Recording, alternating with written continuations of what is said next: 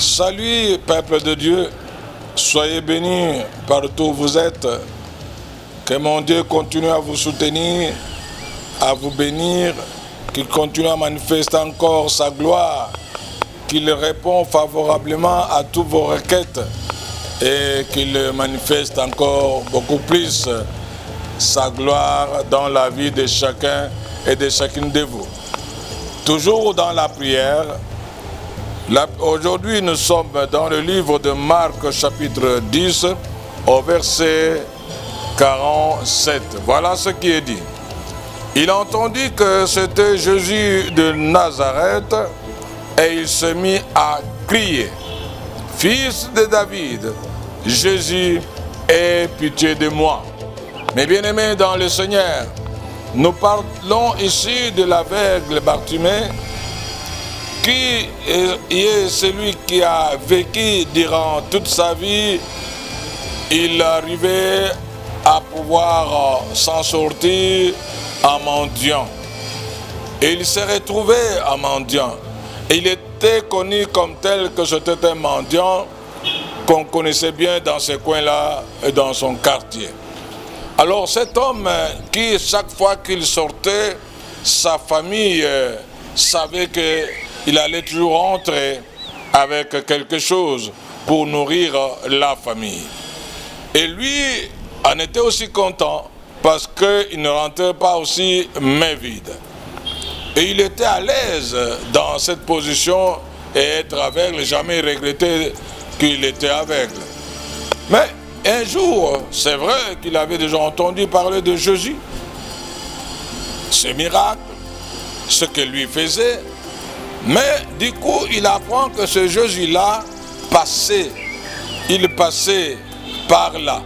Il devrait passer là où il avait l'habitude de se mettre. Alors il y avait une foule qui le suivait derrière. Et Jésus est venu, il passait. Alors cet homme a pu prendre une décision. La décision de dire que de mettre fin, soit de mettre de côté ses avantages qu'il procurait en tant qu'aveugle. Il a mis de côté tous ses avantages. Il s'est dit qu'il pouvait aussi oser appeler Jésus, que ce Jésus-là puisse changer sa vie. La Bible nous dit que cet homme s'est mis à crier. Il s'est mis à crier, il appelait Jésus, fils de David. Alors il criait à tue-tête, d'une manière que n'importe qui pouvait entendre. Ceux qui suivaient Jésus, leur objectif c'était de suivre, parce que Jésus ne marchait pas sans parler. Il parlait, il continuait à enseigner en marchant. Mais alors le bruit de cet homme-là dérangeait pour que ces gens-là ne puissent pas bien saisir le Seigneur. Et il le menaçait même pour qu'il ferme sa bouche parce que lui dérangeait.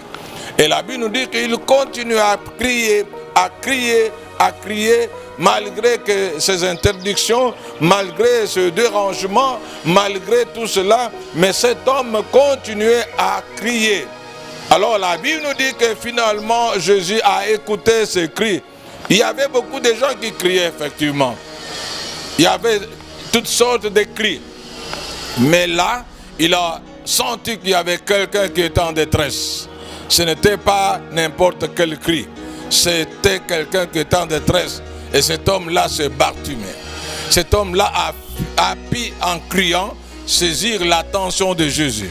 Jésus qui devrait aller, s'était arrêté pour appeler celui qui était en détresse.